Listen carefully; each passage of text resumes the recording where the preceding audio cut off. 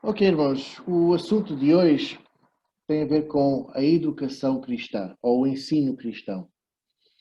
É um assunto que, infelizmente, é um pouco controversial ou polémico entre crentes e isso é pena. Eu acho que é controversial meramente porque crentes carnais têm feito troça de famílias que têm preocupações sobre a criação de seus filhos e esses crentes não percebem realmente o que se passa e um, o perigo que as nossas crianças têm. Então eu quero falar um pouco sobre isso hoje e eu espero que seja benéfico para os irmãos e que seja edificante. Então eu estou aqui a usar uma apresentação bastante velha. Eu, quando cheguei cá, chegamos só ontem, eu e os meus pais. A minha esposa ficou porque o nosso filho mais pequeno não tem a papelada, é por isso que ainda estávamos lá e ainda é a mesma situação. E então o nosso filho não pode vir, então a mãe teve que ficar com ele. E, e então eu também não trouxe o meu computador grande, trouxe o meu pequenino e só aqui é que eu deparei que não tenho algumas das apresentações e mensagens neste computador, que eu tenho no outro, mas eu creio que o Senhor me dirigiu para partilhar-vos esta mensagem. Esta apresentação foi feita há muitos anos atrás e, interessantemente, foi feita para uma audiência no Brasil. Em 2003, fui convidado para ser palestrante numa conferência no Brasil. Passei uma semana na cidade de São Paulo e depois uma semana na cidade de Curitiba, ou Curitiba, lá em Paraná. E foi em Curitiba que ocorreu a conferência. Foi a primeira conferência de educação cristã no Brasil. E pessoas vieram de todas as partes do Brasil e como também de algumas outras nações da América do Sul. Foi muito interessante e foi a minha primeira vez a visitar o Brasil, gostei imenso e infelizmente foi a minha última vez, mas se o senhor não voltar antes, talvez eu possa corrigir esse problema, não é? E voltar a visitar o Brasil. Muito bem. Isto foi feito portanto, debaixo do nome da Associação de Colégios Evangélicos em Portugal, podem ver em baixo, é isso, não tive tempo para tirar. Essa organização foi uma organização que eu comecei com o propósito de ajudar os crentes em Portugal com este assunto, não é? Então, vai haver aqui coisas que não se aplicam aos irmãos e então, quando isso acontecer, eu vou referir, mas se eu não referir, irmãos podem se lembrar de que esta apresentação não foi feita para esta situação, ainda que foi feita de facto para um grupo brasileiro. Agora estou-me a lembrar que eu de facto modifiquei há uns anos atrás para Portugal, portanto é pena que eu não encontrei a apresentação original, porque era mais para o Brasil. Ok, irmãos, vamos então continuar, é um assunto muito sério e já vamos perceber porquê. Vamos começar com uma leitura em primeiro Crônicas, primeiro livro de Crônicas, capítulo 11, versículos 10, e depois vamos saltar para o 12 a 14, e eu vou começar a ler talvez, e diz assim: E estes foram os chefes dos poderosos que Davi tinha. Eleazar, filho de Dodó, o Auita, ele estava entre os três poderosos. Este esteve com Davi em paz de mim, quando os filisteus ali se juntaram à peleja, onde havia um pedaço de campo cheio de cevada, e o povo fugiu de diante dos filisteus. E puseram-se no meio, portanto, estes dois homens, se puseram no meio daquele campo e o defenderam e feriram os filisteus, e o Senhor efetuou um grande livramento. Então nós temos aqui algo importante. David era um homem de guerra, nós sabemos isso. Talvez foi por causa disto que o Senhor não o deixou construir o templo. E então, David era um homem de guerra e não era qualquer homem de guerra. Ele era um homem de guerra excelente. E nós vamos ver aqui que os seus homens de guerra, que talvez não eram tão bons como ele, como guerreiro, eram formidáveis. E nós, às vezes, vemos filmes e programas de televisão com super-heróis, ou outros que eram peritos na guerra, a lutar contra 10 ou 12 ao mesmo tempo, e nós pensamos, uau, não é? Bem, nós temos aqui homens que conseguiam muito mais do que isso.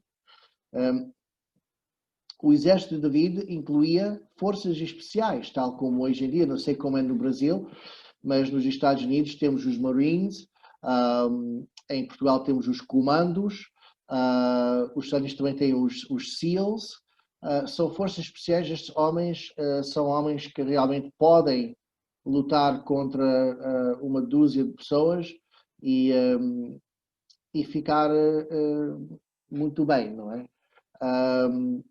E então David também tinha essas forças especiais.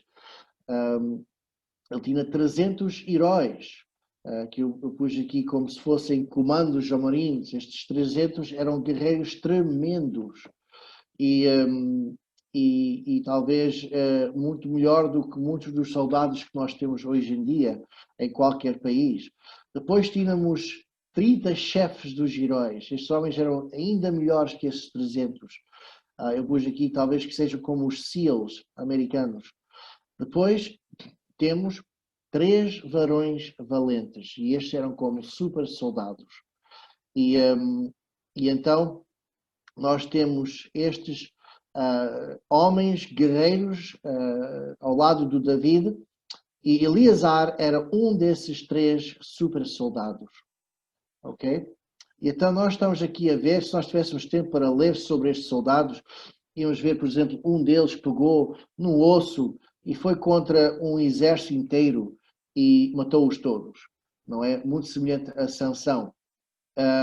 Temos outros exemplos de outros homens, por exemplo, David, a certa altura, desejou beber de uma fonte de água. Vocês já sabem como é esta história, não é? No meio de uma vila, mas essa vila estava fortificada pelo inimigo. E então alguns dos seus homens entraram nessa fortaleza, digamos assim, para buscar a água para ele, não é? E foram e voltaram como se fosse nada. Então, estamos aqui a ver realmente tremendos soldados. Então, a história que nós lemos passa-se num campo de cevada. E é uma batalha que ocorreu lá, David e Eleazar, sozinhos, não é? Eles estavam perante um exército de filisteus. O David e Eleazar não estavam sozinhos no início. Eles tinham o seu exército com eles. Só que quando o exército israelita viu o exército filisteu, nós não sabemos o que é que foi que eles viram. Talvez eram um número tremendo e eles pensaram, nós não vamos conseguir ganhar. Ou talvez eles traziam algumas armas boas, talvez o exército de David tinha armas de ferro e os outros tinham armas de bronze, que têm muita mais força. Talvez eles tinham carroças e cavalos. Nós não sabemos. O que nós sabemos é que eles viram o exército no outro monte e não é, nós temos a expressão em português, pés para te quero, não é? Pés para que te quero. E eles fugiram, mas David e Eleazar ficaram. E então eles marcaram, traçaram a linha nesse campo de cevada. E nós podemos pensar, um campo de cevada? Se fosse uma cidade importante, não é? Se fosse uma fortaleza que tinha todas as armas e equipamento deles, eles tinham que defender isso para poder continuar. Porque é que eles, 2 deles, enfrentaram um exército inteiro do inimigo só para defender um campo de cevado? Realmente não faz sentido. Mas Deus lhes deu a vitória. E nós sabemos que eles completamente eliminaram esse exército filisteu. Muito bem.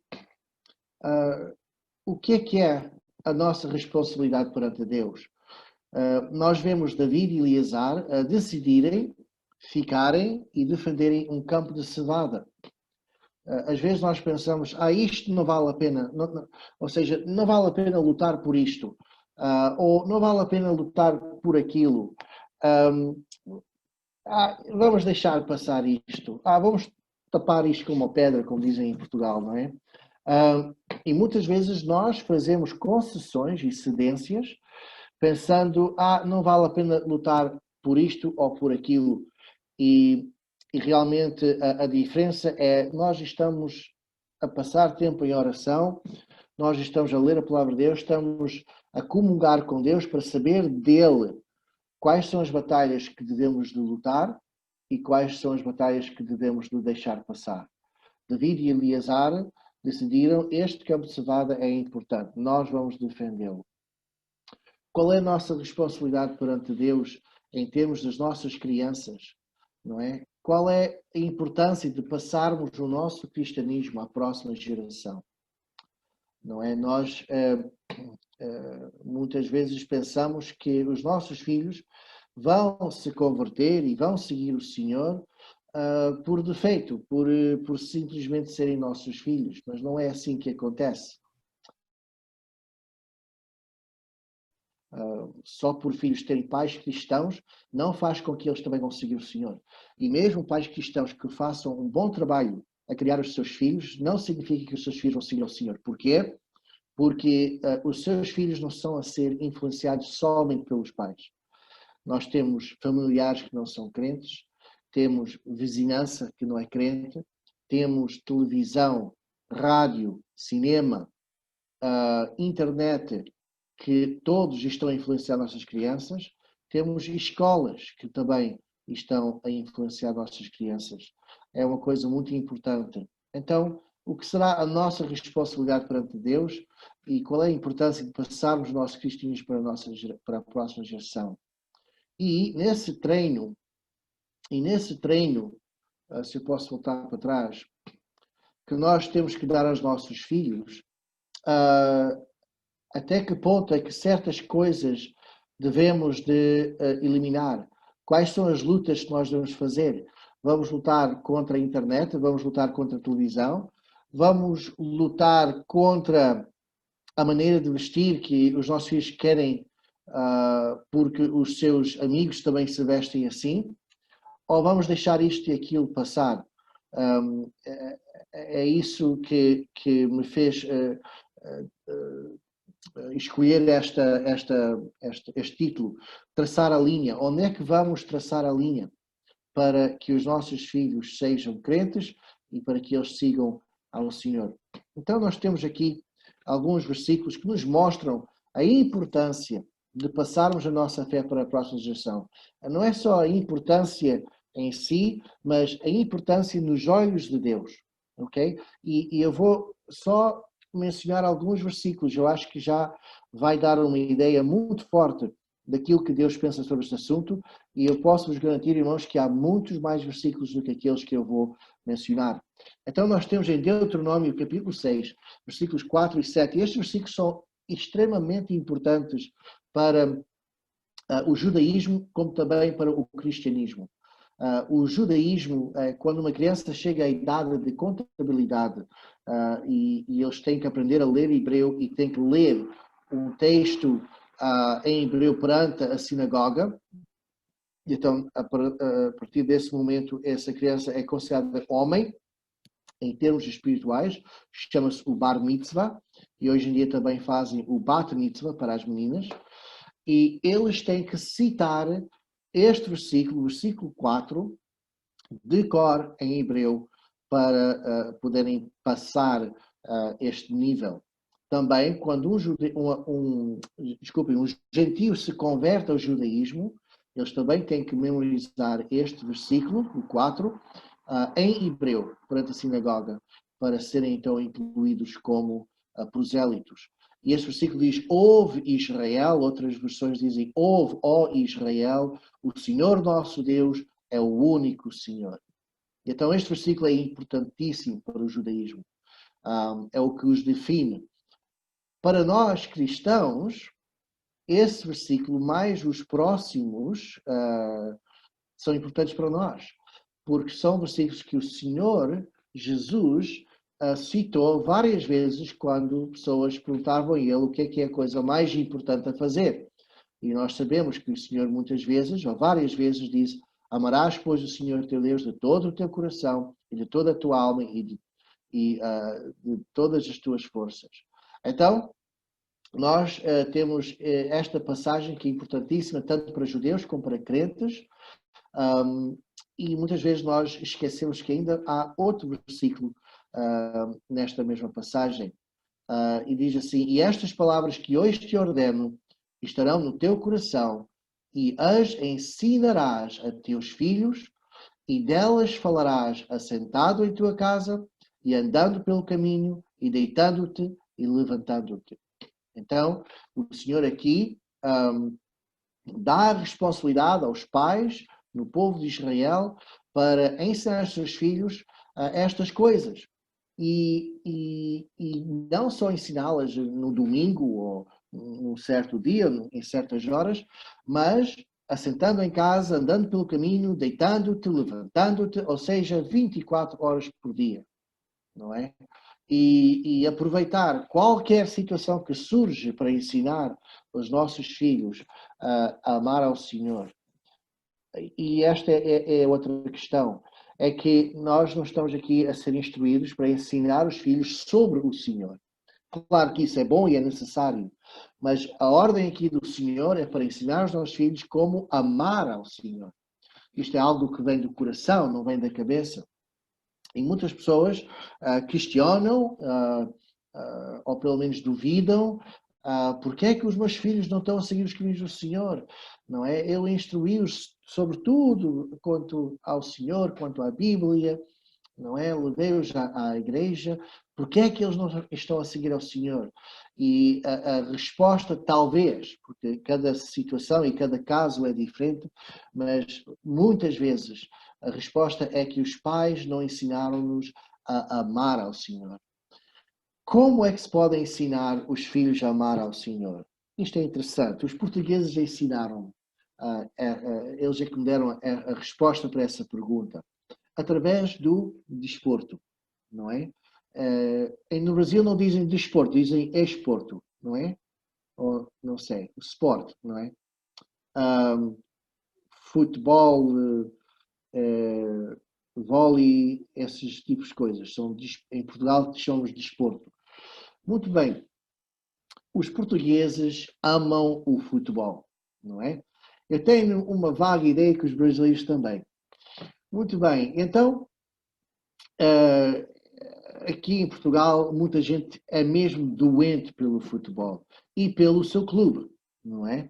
E então há pessoas que são do Benfica, há pessoas que são do Porto, há pessoas que são do Sporting e de outras equipas. Mas, em geral, aqui em Portugal, as pessoas são fãs de uma destas três. Mas também temos Boa Vista, lá no norte, perto do Porto, também é conhecida. Mas, em geral, ou gostam do Benfica, ou do Sporting, que são de Lisboa, ou da equipa do Porto, que é do Porto, lá no norte. E é interessante que eu reparei que quando alguém é, por exemplo, do Benfica, se eu inquirir, vou descobrir que o pai dessa pessoa também era do Benfica. E se eu fizer mais perguntas, eu vou descobrir que o avô também era do Benfica. Então, parece-me que em quase todas as circunstâncias, o clube que a pessoa é a mesma que dos seus pais e avós, não é? Há exceções, claro. E eu fiquei fascinado por isso. Porque é que os filhos aprendem a amar o mesmo clube? E é amor. Isto é amor fanático, não é? Aliás, a expressão fã vem da palavra fanático, não é? E então estas pessoas são fanáticas mesmo dos seus clubes e aprenderam isso dos seus pais. E eu pensei, será que há aqui alguma coisa que nós possamos aprender em como ensinar os nossos filhos a amar ao Senhor? Eu acho que sim. Porque quando uma criança cresce num ambiente em que o pai ama muito o seu clube, vai crescer desde pequenino a ver o pai a sofrer pela sua equipa, não é? Pelo seu time. Quando a sua equipa perde um jogo, o pai fica em sofrimento tremendo, fica triste, fica deprimido, não é? É algo que as crianças crescem a ver isso. Quando a sua equipa ganha, então, a vitória em casa, parece que o teto vai sair da casa, não é? O pai com gritos de vitória e todo feliz da vida, não é? Quando vai haver um jogo, o que é que o pai faz? Não é? Prepara, toda a gente sabe, na próxima quinta-feira vai haver um jogo, não é? Porquê? Porque o pai está sempre a falar nele, olha, próxima quinta-feira temos que reservar 7 horas da tarde, não podemos falhar. Ó esposo, nós temos sumo, temos pipocas, temos tudo preparado para podermos ver o jogo, não é? Não haja nenhumas interrupções, vocês têm uma coisa agendada, não, eliminam, não, mesmo horas antes do tempo, para que não falhamos, não é? E então nós vemos isso quando há notícias do clube sobre corrupção da parte da administração. O pai fica triste, não é? Fica triste e moado durante um dia inteiro. E então nós vemos também, entramos na casa e nós vemos a bandeira da equipa dele numa parede, na sala de estar. Vemos uma foto, talvez na cozinha, da equipa inteira em tal ano, não é? E vemos ele a vestir com o chapéu da equipa, ou um cascola, ou um casaco, e nós vemos em toda a casa parafernália, não é? Coisas da equipa, talvez um copo de café com o logotipo da equipa, e a criança cresce nesse ambiente, e é o amor do seu pai para a equipa que o filho absorve. É a mesma coisa com as coisas do Senhor. Se nós, os pais, não amamos ao Senhor e os filhos não verem isso na nossa atitude, nas nossas ações, nas nossas palavras, podemos ensiná-los o quanto queremos, podemos levá-lo à igreja o quanto queremos. Esse filho possivelmente não vai aprender a amar ao Senhor. Será que a nossa casa está cheia de parafernália das coisas do Senhor? Temos quadros com versículos?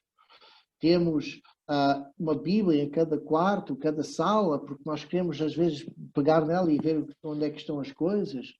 Será que nós antecipamos as reuniões da igreja com grande fervor, não é? Será que nós dizemos, olha, nesse dia há reunião, não haja nada mais agendado para isso? Então é tanta pena ver os pais de crentes a deixar os seus filhos a fazer desporto e a falhar em reuniões no domingo para fazerem desporto.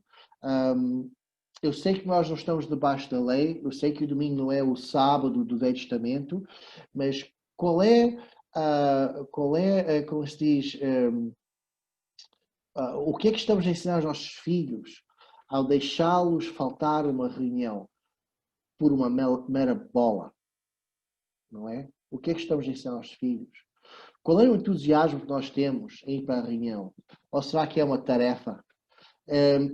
Será que nós... Eu lembro a crescer, os meus pais não deixavam nada acontecer sábado à noite e tínhamos que ir para a cama cedo porque o próximo dia era o dia do Senhor e nós tínhamos de dar o nosso melhor para Ele. Não podemos entrar no dia cansados. E então nós podíamos completamente focar e concentrar-nos na beleza e magnificência que é do Senhor. Será que nós temos esse mesmo amor e estamos a manifestá-lo em nossas vidas? Será que quando coisas correm mal na igreja que nós nos entristecemos? Ficamos profundamente tristes e magoados com isso? Será que nós fazemos isso ou que nós simplesmente criticamos fulano tal e fulana tal? Não é? Nós podemos aprender muito sobre estes pais que conseguem passar amor verdadeiro à sua equipa, várias gerações, não é? Nós temos que ensinar os filhos a amar ao Senhor. E só o podemos fazer se nós amamos ao Senhor verdadeiramente, E se nós não estamos a fazer isso, temos que realmente pedir ao Senhor para sondar os nossos corações, para que nós possamos amá-lo verdadeiramente e profundamente, para que também os nossos filhos façam o mesmo. Irmãos, eu não tenho dúvidas, vendo a direção em que este mundo está a andar e a rapidez com que ele está a andar, que os nossos filhos vão ser perseguidos. Não estou a falar da grande tribulação, o Senhor pode vir a qualquer momento, mas se o Senhor não vier, não há nada da Bíblia que diga que nós não vamos passar perseguições grandes e graves antes dele vir. Aliás, já aconteceram muitas nestes últimos 2000 anos, em que o povo de Deus foi muito perseguido e ele está a ser perseguido hoje em dia em muitos países, muçulmanos e países comunistas. Não temos garantia nenhuma que isto nos vai poupar só porque vivemos no mundo ocidental. E pelo caminho em que as coisas estão a ir e a rapidez com que estão a ir, eu estou certo que os nossos filhos vão passar perseguição, vão ser imprisionados pela sua fé, vão ser mortos pela sua fé. Há já um ódio tremendo para com os filhos de Deus. Nós estamos a preparar os filhos para esse tempo de perseguição, não é? Nós temos que demonstrar aos nossos filhos o nosso amor para com o Senhor. E não pode ser falso. As crianças, mais do que qualquer um, sabem quando uma pessoa está a ser falsa. Muito bem, irmãos, vamos passar para o próximo slide, não é? Deus responsabiliza os pais com a educação dos seus filhos. É importante saber quem ele não responsabiliza. Ele não responsabiliza o Estado. Ele não responsabiliza os avós. Ele não responsabiliza os tios, os manos maiores, os professores, a escola ou a igreja. É os pais. Isto não quer dizer que todos estes outros nesta lista não possam ajudar. Os avós podem ajudar, os tios, os manos, etc. Mas a responsabilidade paira sobre os ombros dos pais. E isto é muito importante. Aqui em Portugal, quando eu falava nas igrejas sobre este assunto, muitos crentes tinham a ideia que a educação dos filhos é a responsabilidade do Estado. Não há nada mais longe da verdade do que isso. A responsabilidade é dos pais. E um dia os crentes também vão ser julgados. Não vamos ser julgados pelo nosso pecado, mas vamos ser julgados pelo nosso serviço. E a quem Deus deu o privilégio de ter filhos, tem um serviço grande, um ministério tremendo para com o Senhor, em criar esses filhos nos caminhos do Senhor e levá-los à salvação que há somente em Cristo Jesus. Muito bem, irmãos. Vamos para Provérbios capítulo 22, versículo 6. É um versículo muito conhecido e diz assim: ensina o menino no caminho em que deve andar e até quando envelhecer ele não se desviará dele. E há muitas pessoas que têm me perguntado como é que este versículo pode ser verdadeiro. Eu conheço famílias em que os pais realmente educaram os seus filhos nos caminhos do Senhor e agora eles não estão a andar os filhos não estão a andar nos caminhos do Senhor. Bem, há aqui duas coisas a lembrar. Primeiramente, os provérbios não são regras absolutas sobre a vida, são princípios, princípios de vida. E nos princípios de vida há sempre exceções. Portanto, o versículo, tal como ele é e tal como nós o interpretamos, é verdade na maioria dos casos. Mas há outra maneira de interpretar este versículo. E eu aprendi isto através de um rabi. Não o conheci pessoalmente, mas li coisas escritas por ele. E ele disse que os cristãos muitas vezes interpretam isto como ensina o menino no caminho em que o menino deve andar. Vou substituir os pronomes com substantivos, ok? Portanto, o pronome é ele, dele. Deixa-me cá ver se há mais algum, acho que é só isso. E em vez de ser ele ou dele, eu vou dizer menino ou vou dizer caminho, dependendo de qual é a palavra que o pronome está a substituir. Então, nós normalmente lemos assim: ensina o menino no caminho em que o menino deve andar, e até quando o menino envelhecer, o menino não se desviará do caminho. Não é assim como nós interpretamos este versículo? Mas o Rabi diz que há outra forma. É interessante, no hebreu, estas palavras todas também são masculinas. Então, o pronome substitui um substantivo. Portanto, o ele substitui ao menino, ou, por exemplo, ao fim dele, a palavra dele, nós pensamos substituir a palavra caminho. Mas, no hebreu, o Rabi diz que eles interpretam de outra maneira.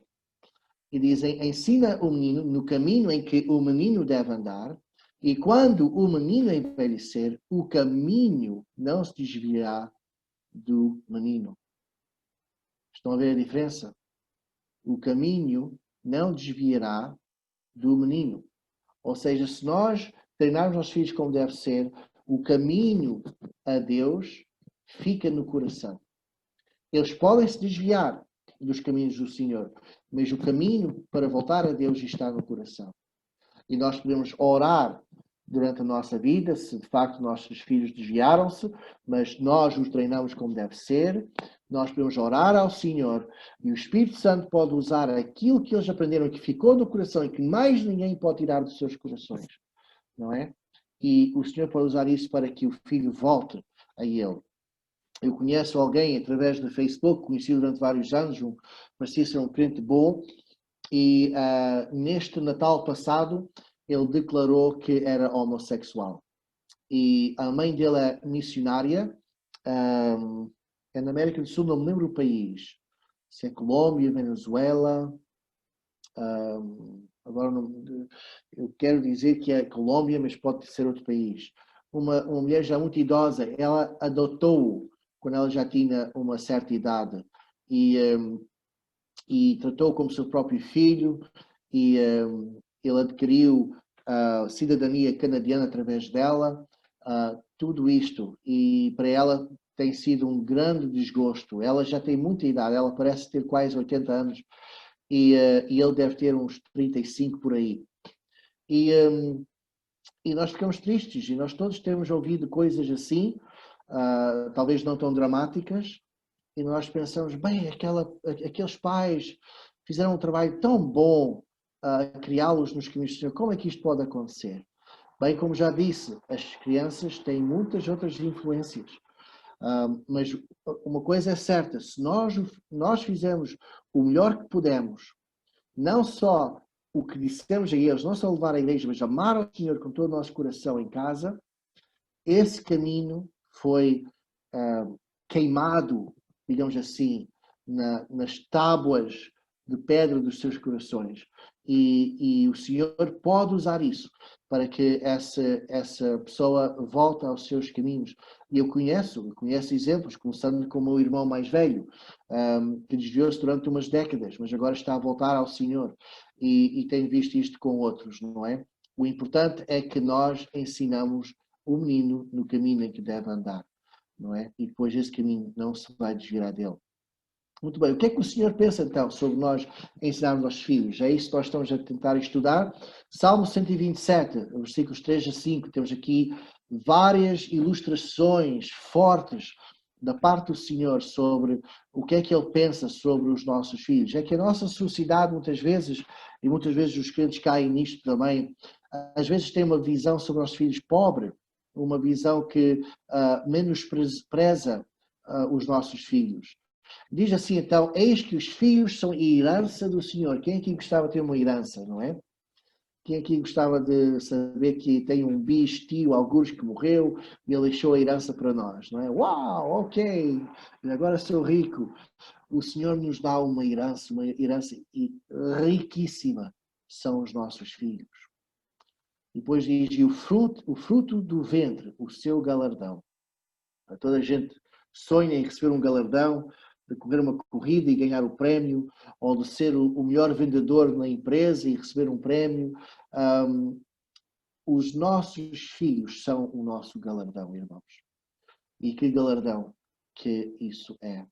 Depois diz, isto está tão cheio de ilustrações tão ricas, como flechas na mão de um homem poderoso.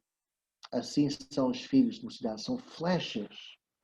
Bem-aventurado o homem que enche deles a sua aljava. O mundo diz, olha, tenham menos filhos. O mundo diz, olha, seja sábio com os filhos, planeiam a vossa família.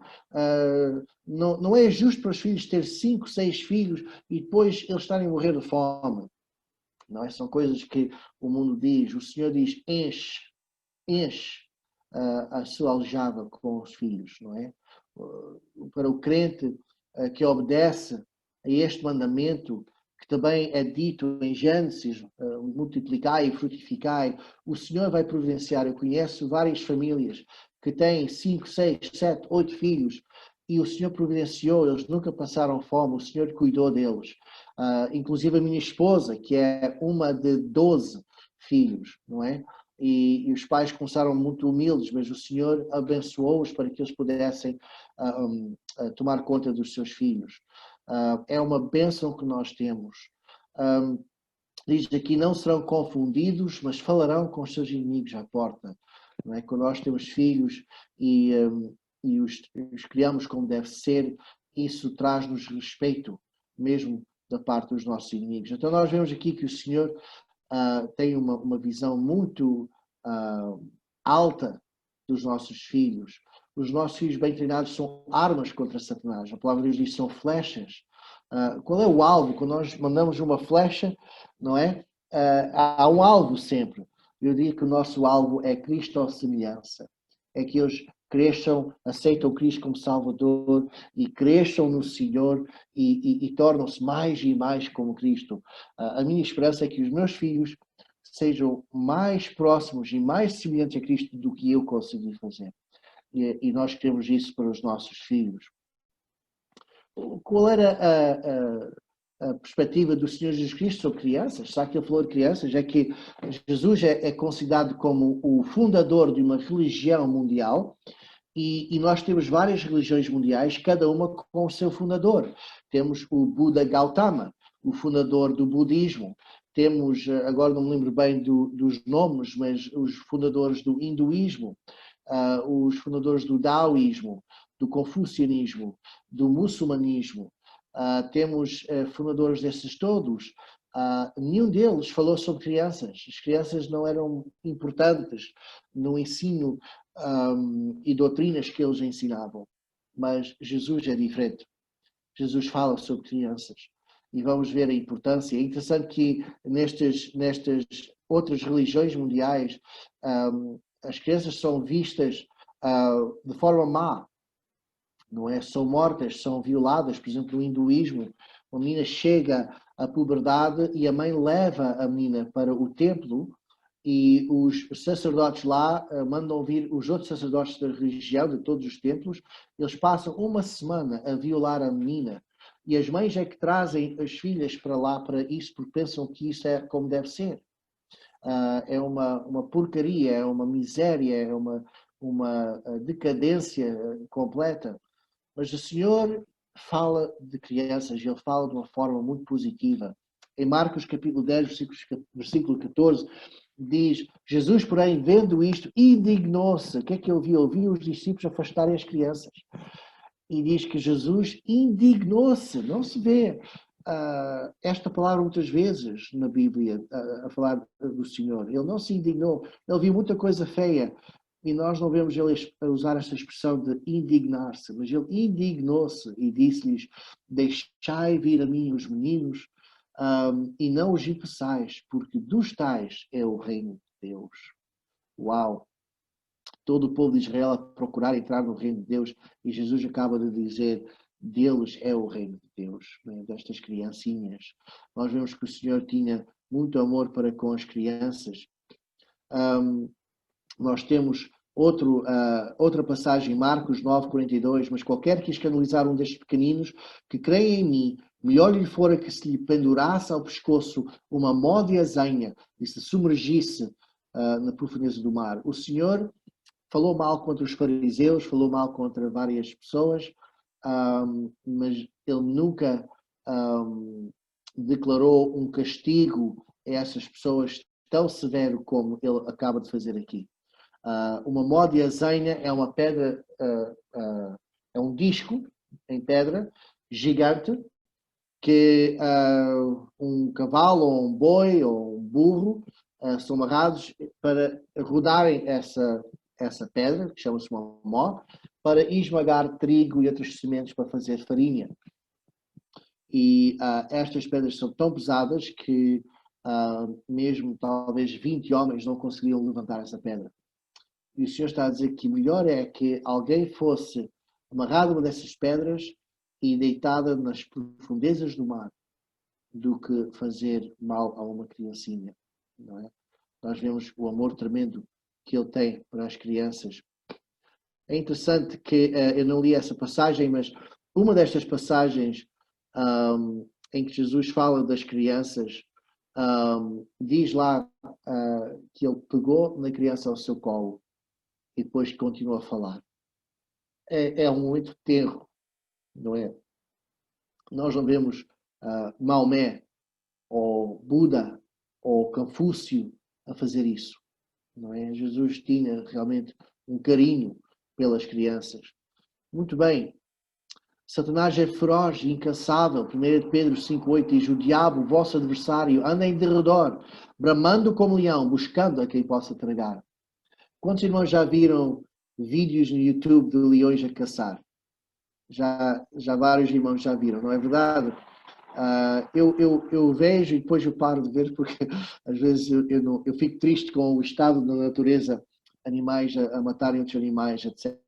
Sabemos que quando o Senhor voltar, isso vai parar, não é? Vamos voltar à situação que tínhamos antes do pecado, em que o leão vai comer capim, grama e não vai, e a criança vai brincar com a cobra.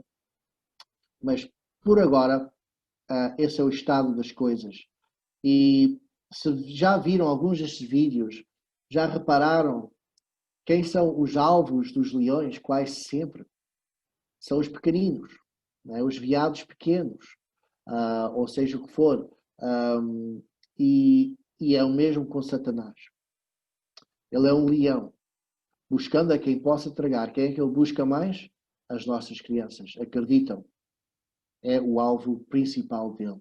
É os nossos filhos. Temos de ter muito, muito cuidado. Não podemos nos descuidar com ele. Efésios 4, 27 diz: não deis lugar ao diabo. Este versículo, em uma das traduções em inglês, diz: não deis o lugar dos dedos do pé ao diabo. Não sei se estão a perceber a expressão. É quando nós queremos fechar a porta a alguém, ele mete o pé na porta. Fica só a ponta do pé, mas é suficiente para a porta ficar aberta, não é? Vamos dizer que é um criminoso que quer entrar na nossa casa. Nós tentamos fechar a porta e ele mete o pé ali. Já é difícil agora nós mantermos esse criminoso fora da nossa casa. Com o pé metido lá, agora ele pode, talvez, abrir o resto da porta e entrar. E este versículo está a dar esse sentido, em inglês pelo menos.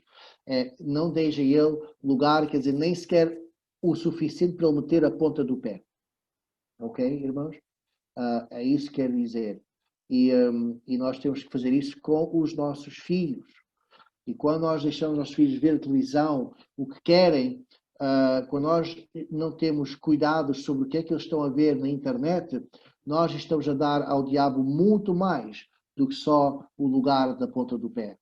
E depois nós ficamos admirados porque é que os nossos filhos são assim ou assado. Não é? Nós temos uma grande responsabilidade perante o Senhor. Muito bem. O subtítulo desta mensagem era: a defesa das nossas crianças contra os hostes do inimigo. E nós pensamos, o que é que isto tem a ver com as nossas crianças? Vamos analisar a situação espiritual dos nossos filhos, não só em Portugal, mas em Brasil. Isto é em todo o mundo, irmãos, infelizmente. Não é? Na igreja, a juventude está-se a perder. Okay? Isto é um facto. Já fizeram muitas pesquisas sobre o assunto, sondagens, e em qualquer país ocidental estamos a perder os nossos filhos. Eles chegam a certa idade, entram nos anos 20, muitas vezes é antes disso já, e eles abandonam a fé. Aqui em Portugal, mesmo às vezes com 12, 13, 14 anos, já muitos jovens estão a dizer: eu não acredito em Deus. Filhos de pais evangélicos. É muito triste. A edificação da juventude não é uma prioridade. Depois aqui o símbolo do euro, pode ser o símbolo do real. Mas o facto é que nós não damos prioridade à nossa juventude, especialmente às crianças. Às vezes damos para os adolescentes, mas não às crianças. E muitas vezes isto tem a ver com dinheiro, em que nós não queremos fazer atividades com eles. Não é preciso fazer atividades, mas isso ajuda. Não é levá-los para acampar, levá-los para pescar, levá-los para certas atividades, conferências bíblicas, não é? Pagar para as crianças irem para acampamentos bíblicos, coisa assim, investir em nossas crianças. E o que a igreja faz mais do que qualquer outra coisa, e isto depende da igreja, mas a maioria das igrejas evangélicas focam mais em entretenimento e não em ensino. E então eles estão a entreter nossos filhos e não estão a investir tempo com eles, não estão a investir muito neles. As crianças vão para a escola, passam mais de 40 horas por semana na escola. Eu fiz as contas, isso é mais tempo do que os pais têm com as crianças. Se incluírem o tempo que dormem, se incluírem o tempo que não estão com os filhos porque estão no trabalho, não é? Os pais basicamente só têm umas poucas horas com os filhos ao fim do dia, talvez 1 hora de manhã, antes de irem para a escola e irem para os pais irem para o trabalho. Tem talvez o dia de sábado e domingo com eles, mesmo assim muitas vezes não, passam com os filhos, fazem outras atividades. Enquanto que a escola dedica 40 horas ou mais para influenciar vossos filhos, ok? De uma forma focada, concentrada, com agenda, bem preparada, com bastante dinheiro atrás dos esforços deles. E a escola, o que é que tem? Desdém pela Bíblia. É isto que eles estão a ensinar aos seus filhos. A ausência de Deus. Estou a falar de escolas seculares, escolas públicas e privadas que não são cristãs. Há uma ausência de Deus. Muitas pessoas não pensam neste aspecto. Pensam, a escola onde meus filhos têm, por acaso, não é assim tão mau. Não é? Os nossos filhos podem falar de Deus, eles podem orar de voz alta, os nossos filhos vão ouvir o nome de Deus sem ser em vão. Quantas vezes a professora vai dizer, olha, Deus realmente trabalhou na história de tal forma que a Bíblia pudesse vir até nós. Vão falar alguma coisa, quando há um problema, a professora vai parar, os alunos vão dizer, vamos orar para que o Senhor resolva este assunto. Há uma ausência, quando as nossas crianças vão para a escola 40 ou mais horas por semana, Deus não existe. Deus não é mencionado, Ele é ausente. Isto está a ensinar aos nossos filhos algo muito importante. Não é tal como filmes e livros, histórias tremendas, e Deus nunca aparece. Não é? Uma pessoa tem um problema grande, não cai de joelhos e diz, Deus, ajuda-me. Não, é tudo sobre a nossa autossuficiência. Não é? Falta de valores absolutos e estamos a ver isto cada vez mais, não é? As porcarias que estão a ensinar aos nossos filhos nestas escolas, desprezo pelos princípios bíblicos de vivência, não é? Homossexualidade, transgenderismo, as crianças são ensinadas desde muito cedo coisas como, e este é o meu assunto, não sei se sabem, eu tenho mestrado em educação, tenho vários, agora como é que se chama? Tenho vários diplomas da universidade sobre este assunto. Aqui em Portugal eu era e continuo a ser o perito sobre educação entre os evangélicos e tenho sido convidado para falar à volta do mundo, África, a Europa do Leste, América do Sul, Norte América, para falar neste assunto.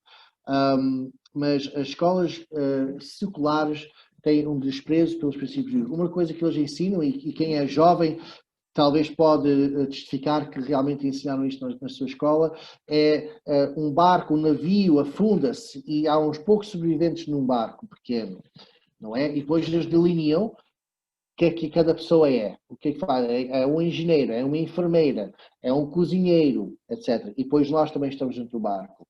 E a pergunta que faz às crianças, não há comida para todos e a certo ponto nós temos que matar alguém para comê-lo. Qual destes é que nós vamos matar? Não é? Isto é uma pergunta que se faça às crianças, não é? Eu acho que a nossa resposta, e vamos orar ao Senhor para que Ele nos nos salva desta situação, não é? E talvez estamos esfomeados, já aconteceu na vida verdadeira, barcos desses que as pessoas desmaiaram de fome e de sede e um dia depois foram descobertos ainda vivos e imaginam se eles tivessem morto alguém para comê-los, não é? Mas estas situações hipotéticas são ensinadas aos filhos. Porquê? Porque eles estão já a começar a ensinar coisas que vão prepará-los para o anticristo, não é? A ideia de que algumas pessoas são dispensáveis, não é? Que talvez estas pessoas não são tão importantes. E nós já sabemos que vai ser os judeus e os crentes que se convertem à tribulação que vão ser o alvo disso. Muito bem, irmãos, as escolas seculares têm uma apatia da parte dos professores. Há exceções, há aqui e acolá algum professor que interessa-se pelos alunos e ama-os e quer mesmo ajudá-los, mas uma grande parte deles é simplesmente um emprego, não é? E mesmo aqueles professores que amam os seus alunos nunca podem amá-los tanto como os pais, não é?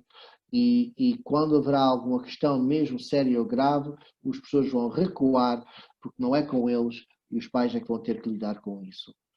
Há uma indiferença às autoridades docentes, isto é da parte das crianças, dos filhos. Há uma falta de respeito da parte dos alunos para com os professores. Há desrespeito entre os alunos. Muitas vezes há lutas entre os alunos.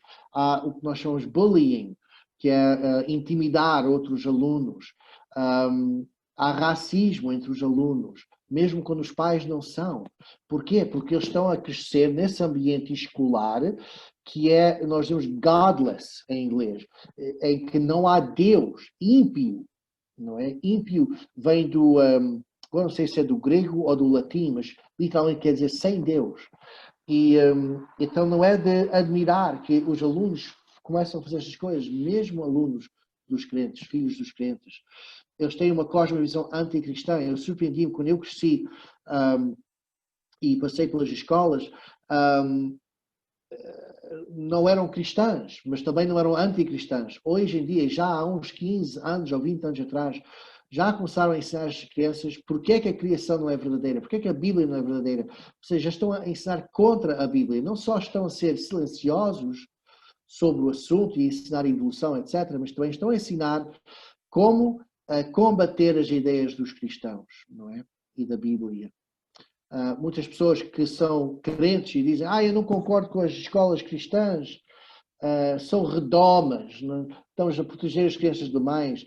Não percebem-se que as escolas seculares são redomas humanistas em si, em que eles estão a ensinar só o que eles querem, estão a proteger os filhos de qualquer ideia religiosa, nem sequer podem falar de Deus, não podem orar, são desencorajados sequer de trazer a Bíblia para a escola, são proibidos de testemunhar, etc, etc, etc. É um caso sério, irmãos, são os nossos filhos. E nós só temos uma chance para educá-los como deve ser. Nós vamos deixar o leão chegar a eles ou nós vamos fazer alguma coisa sobre isso? Vamos traçar a linha. Nas escolas há níveis irregulares de autoconfiança. Estou a falar de poder ensinar a uma criança, por exemplo, algo de matemática, até o ponto que a criança tem total confiança sobre essa matéria. Isso não acontece mais hoje em dia, com exceções, claro.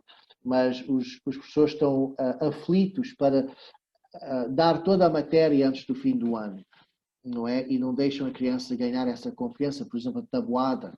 Não é? A tabuada já não é ensinada como era antigamente. Muitas pessoas chegam a ir para a universidade sem saber a tabuada. Isto é só um exemplo pequeno. Também podemos falar de ciências, podemos falar de história, podemos falar de muitos outros assuntos. Mesmo leitura. Quantas crianças chegam a acabar a escola secundária, o liceu, sem saber ler muito bem, não é? Se a criança aprendeu muito bem, a criança que tem mais problemas, deixam passar, ou dizem, este precisa de um especialista. E há, assim, muitos problemas. Falta de preparação para a universidade, incapacidade de competir na sociedade. Quantas crianças hoje estão nos seus 20 e vivem com os pais e não conseguem arranjar emprego ou arranjam emprego e ali a pouco estão a desistir do emprego ou foram demitidos do emprego. Porquê? Porque não foram ensinados como trabalhar no mundo profissional, não é? Estas coisas todas existiam quando eu ia para a escola, já estavam a começar a enfraquecer nessa altura, mas existiam, não é? Resultados académicos pobríssimos. Até, não sei se sabem, até mudaram os exames globais que fazem no fim do ano, que todos os alunos têm que fazer. Eles baixaram o nível académico desses, porque estava a ficar uma pouca vergonha para as escolas públicas. E quem ia para as escolas cristãs fazia os mesmos exames globais e tinham excelentes notas, enquanto nas escolas públicas eram pobríssimas. E agora, nos Estados Unidos, não sei como é que é no Brasil ainda, mas nos Estados Unidos eles têm um exame global para as escolas públicas e outra para as escolas cristãs. A das escolas cristãs é muito mais difícil e os alunos sempre têm boas notas. Falta de segurança. Quem tem medo de alunos tem medo de ir para a escola, porque há pessoas a vender drogas, há bullies a intimidá-los, há pessoas com facas, com armas de fogo, não é? Mesmo os professores têm medo. E nós temos estas situações nas escolas. Nas escolas não há desenvolvimento de caráter. As pessoas dizem, eu não sou o pai dessa criança. Se a criança está a mentir e começa a mentir habitualmente, as pessoas não se importam. Regra geral, há exceções, eu percebo isso. Mas muitas vezes eles não se importam. Numa escola cristã, uma criança mente, a professora fica preocupada com isso, lida com isso, fala com os pais. Olha, a Mariazinha começou a mentir muito agora recentemente. Podemos orar sobre o assunto e podemos trabalhar juntos para podemos corrigir este problema moral nesta criança. Mas nós não vemos isso nas escolas seculares. Não há modelos de integridade. Mesmo quando eu estava a fazer para um dos diplomas que eu tenho, uma das... a palavra não me veio agora, licenciaturas. Uma das licenciaturas que eu tenho é de ensinar nas escolas. E para isso eu tive que fazer agora as palavras estão todas a fugir. Deve ser por causa da hora. Mas eu tive que ir para uma escola e ensinar ao lado de outra professora que já tinha experiência, não é? Durante um semestre, para adquirir alguma experiência. E a professora, uma das pessoas com quem eu fiz, porque eu fiz isto várias vezes em vários semestres, ela ia aos clubes à noite, não é? E ela vestia-se de mini saia com muita maquilhagem e de uma forma muito imoral. Olhava-se para ela e nós podíamos pensar que ela era uma prostituta, não é? Literalmente, não estou a exagerar. E então nós não temos modelos de integridade em muitos destes professores. Muitas vezes os professores são contratados porque eles têm a mesma cosmovisão que eles querem, uma cosmovisão anticristã.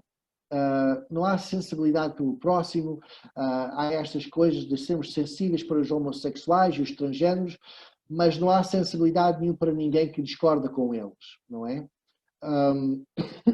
Há intolerância para quem discorda com eles, e ódio e violência. Não há a perspectiva de Deus sobre este mundo. É realmente horrível, é infernal o que se passa nas escolas, tanto privadas como públicas, e que não sejam cristãos. 1 Samuel 13, versículo 19 a 22, descreve uma altura interessante na história de Israel. Diz assim, em toda a terra de Israel nem um ferreiro se achava. Lembram-se disso? Nem um ferreiro se achava. Porque os filisteus tinham dito para que os hebreus não façam espada nem lança. Por isso todo o Israel tinha que descer aos filisteus para amolar cada um a sua relha e a sua enxada, e o seu machado e o seu sacho. Tinham, porém, limas para os seus sachos e para as suas enxadas, e para as forquilhas de 3 dentes, e para os machados, e para consertar as aguilhadas. E sucedeu que, no dia da peleja, não se achou nem espada, nem lança na mão de todo o povo que estava com Saul e com Jonatas. Porém, acharam-se com Saul e com Jonatas, seu filho. Temos aqui uma situação triste. Os filisteus, com medo dos hebreus, não deixaram de ter ferreiros, assim eles não podiam construir e fazer espadas, lanças e outras armas, não é? Será que é isso que está a acontecer conosco nos Estados Unidos, em Portugal, no Brasil, não é? Satanás retirou-nos dos nossos ferreiros. Quem são os nossos ferreiros? São os professores cristãos, não é? Antigamente as escolas eram todas cristãs, mesmo as públicas. As crianças eram ensinadas a orar na escola. Eram ensinadas a Bíblia. A Bíblia faz parte da nossa cultura. Hoje em dia, as crianças não sabem o quanto a Bíblia tem a ver com a nossa cultura. Será que os nossos ferreiros foram retirados? Sabem, os nossos filhos, diz a Bíblia, são armas, flechas, não é? Quem é que está a bater e a formar e a moldar os nossos filhos? Somos nós, a igreja, ou são as escolas seculares? Em Portugal, isto é só, nós tínhamos 33 colégios evangélicos há 100 anos atrás e o Estado fechou-os todos, de repente, e nunca mais abriram. Muito bem, há sempre uma luta, não sei se sabem, eu sei que no Brasil também existe, porque eu tenho amigos envolvidos na educação cristã no Brasil, e há sempre uma luta, o Estado está sempre a tentar fazer leis contra o ensino evangélico, o ensino cristão, e é sempre uma luta. Bem, irmãos, é tempo de traçar a linha, é tempo de dizer os meus filhos não é? Eu lembro de haver um filme em que há uma cena em que um grupozinho de pessoas estão a escapar de um dragão tremendo. E então há um homem que eles atravessam uma pontezinha para escapar ao dragão e esse homem mete-se na ponte e o dragão chega e ele diz: daqui não passas, não é? Talvez já viram esse filme também. Aliás, eu vi o filme, mas eu li o livro, que é mais importante. Os livros eu li ainda como criança e gostei muito dos livros. Mas daqui não passas. Será que nós estamos prontos a pegar na cruz de Cristo e dizer: daqui não passas com os nossos filhos? É tempo de traçar a linha.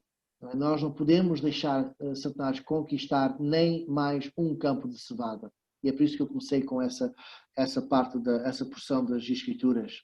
Não é? David e Eleazar disseram: daqui não passo.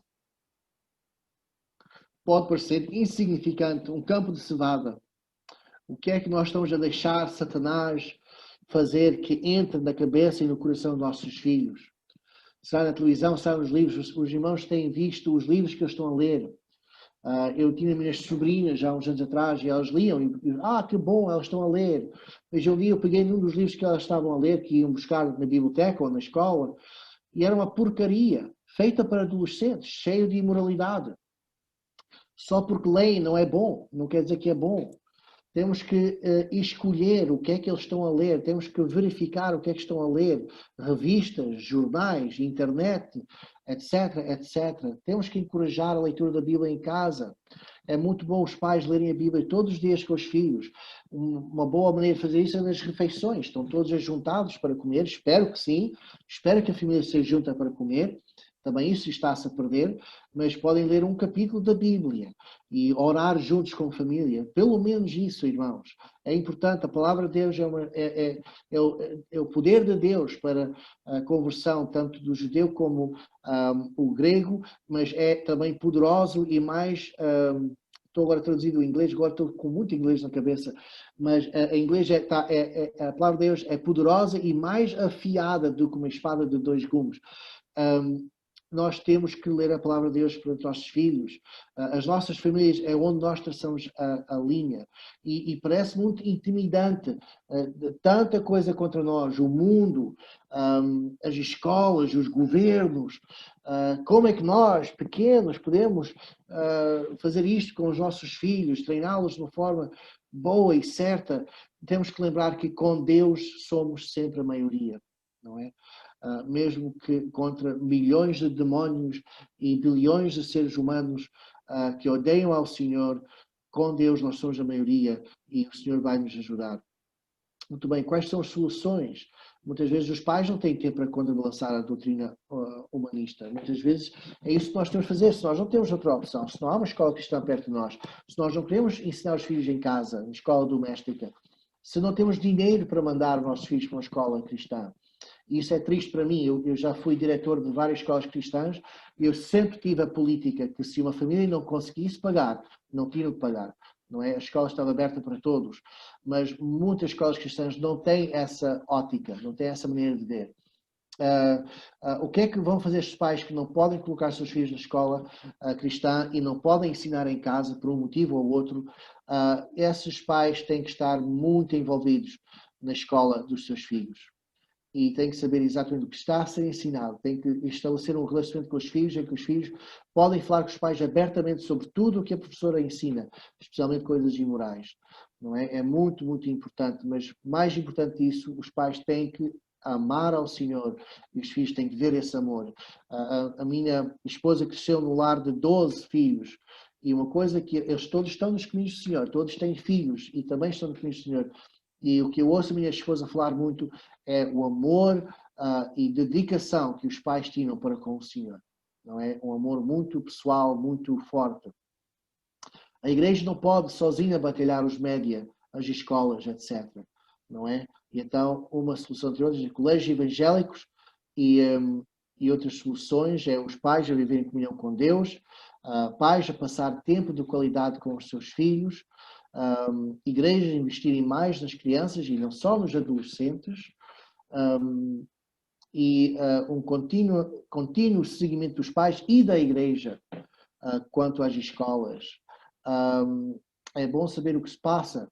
É bom a igreja, por exemplo, pedir às escolas o currículo que eles têm para esse ano e dos anos letivos das crianças que têm na escola, na igreja, e saber o que é que estão a ensinar. E depois preparar mensagens, talvez, que vão contrariar essas questões. Não é? Eles estão a ensinar transgenderismo já no primeiro ano. Vamos falar sobre isso na igreja, não vamos ter medo, vamos falar sobre o que diz a lei do Senhor. Porquê? Porque é que esta pureza é bela e é boa? E porque é que estas pessoas realmente estão doentes? Eles precisam de ajuda, precisam de cura. E o Senhor que os ama oferece isso. Ensinar estas coisas sem ódio, sem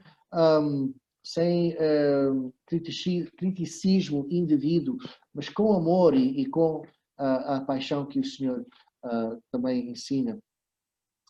Deuteronômio 30, 19 diz: Te tenho proposto a vida e a morte, a bênção e a maldição. Escolhe, pois, a vida, para que vivas tu e a tua descendência. O Senhor sempre se importou pela nossa descendência, pelos nossos filhos. Que nós possamos perceber realmente a gravidade deste assunto, como igreja, como pais, como famílias, que realmente estamos numa luta feroz pelos corações dos nossos filhos e que há realmente uma resposta. Deus quer que os nossos filhos sejam salvos, não quer que ninguém se perca, mas que todos venham ao arrependimento, diz em 1 de Pedro 3:9. Nós temos que fazer a nossa parte, temos que fazer o que nós podemos. Se os pais não fizerem isto pelos seus filhos, mais ninguém o fará. Nós temos que realmente tomar isto a sério, irmãos, orar fervorosamente e rigorosamente pelos nossos filhos e ajudar os nossos filhos e os filhos dos outros crentes também. Não é? Às vezes nós temos de ver um filho de outro crente fazer algo que não devia estar a fazer e nós ficamos simplesmente a abanar a cabeça e vamos embora sem fazer mais nada. Irmãos, nós temos que nos envolver, não é? Eu cresci num tempo em que ainda nós éramos filhos de todos. Lembro uma vez, eu passei para cortar caminho, eu devia ter uns 6, 7 anos de idade, eu cortei caminho e atravessei o quintal de uma senhora velhinha, e ela tinha um jardim que ela gostava imenso deste jardim, passava muito tempo a tratar do jardim, e eu a correr pisei em cima de várias flores e plantas e destruí ali um trilho que eu fiz. Bem, dali a momentos ela apareceu em minha casa, não é? Tocou a campainha, a minha mãe foi atender e ele disse: Olha, sabes o que o teu filho fez? Não é? Bem, eu recebi tarefa do parte dos meus pais, mas a senhora depois também quis me castigar. Então, naquele sábado, nos próximos sábados, em vez de eu ter um dia de folga, eu tinha que ir lá e tinha que estar a puxar ervas daninhas do jardim e fazer trabalho para ela, não é, como castigo. Eu lembro uma vez de visitar uma igreja batista e e ao fim da reunião os pastores sempre vão à porta e estão a cumprimentar as pessoas enquanto saem, não é? E eu lembro nessa área da porta, no outro lado dessa sala, havia uns avós com uma criança pequenina. Certamente os pais foram passar o fim de semana em algum sítio e a criança ficou com os avós. E os avós estavam a dizer à criança, bem, vamos lá embora agora. E a criança começou a birrar e a fazer uma cena horrível. E as pessoas todas, nós estávamos todas um bocado envergonhadas pelos avós, não é? E estávamos a tentar ignorar e a falar uns com os outros. Mas o pastor não fez isso, não é? Ele com firmeza, atravessou a sala, uns 3 ou 4 passos, abaixou-se ao nível da criança, para estar olho a olho com a criança, agarrou nos ombros, deu-lhe assim um bocado de um abano e disse, o que é que pensas que estás a fazer? Estás a desrespeitar os teus avós? Achas que isso é uma coisa boa? Olha, a criança ficou ali calada, não havia nem o pio da criança. E o pastor repreendeu a criança, não é? Para respeitar os seus avós e para fazer o que os avós disseram. E olha, aquela criança acalmou-se, portou-se bem o resto do tempo que estávamos lá, etc. Irmãos, nós temos atitude como pais, ninguém toca no meu filho, não é? Ninguém repreende o meu filho. Irmãos, isso é uma atitude errada. Nós temos que perceber que a Igreja de Deus é uma família e nós temos que tomar conta dos filhos uns dos outros, porque nós sozinhos não vamos conseguir combater contra Satanás, contra o mundo, contra as escolas, contra os governos, contra os média. Precisamos que outros se interessem nas nossas crianças e a disciplina faz parte disso. Não estou a dizer que nós podemos bater nas crianças dos outros, mas pelo menos repreender e pelo menos falar com os pais sobre alguma atitude que nós vimos que não é certa. Irmãos, eu podia estar a continuar a falar sobre isto muito tempo e com muitas horas. É um assunto que sempre foi uma paixão minha, mesmo antes de eu ter os meus próprios filhos. E eu espero que os irmãos sejam encorajados com esta mensagem, que possam ficar alertados, se ficaram alarmados, ainda bem, e que nós possamos realmente começar a ver os nossos filhos, nossas crianças, os nossos adolescentes de uma forma diferente e que nós possamos fazer tudo o possível para que eles cresçam nos caminhos do Senhor e que eles também possam aprender como amar ao Senhor. Outra passagem que eu não li é Salmo, salvo erro, 78, ou talvez 74, que fala sobre ensinar aos filhos os louvores do Senhor. É semelhante à passagem em Deuteronômio, em que diz para nós ensinar os filhos a amar ao Senhor. Ensinar a louvar ao Senhor é algo que vem do coração. Não é só ensinar sobre o Senhor, mas como louvar ao Senhor. É o que nós temos que fazer, não é? E isso vem do coração. A criança tem que realmente amar ao Senhor, admirar ao Senhor, ter um grande respeito para com o Senhor, para poder louvar ao Senhor. Bem, irmãos, eu vou terminar por aqui.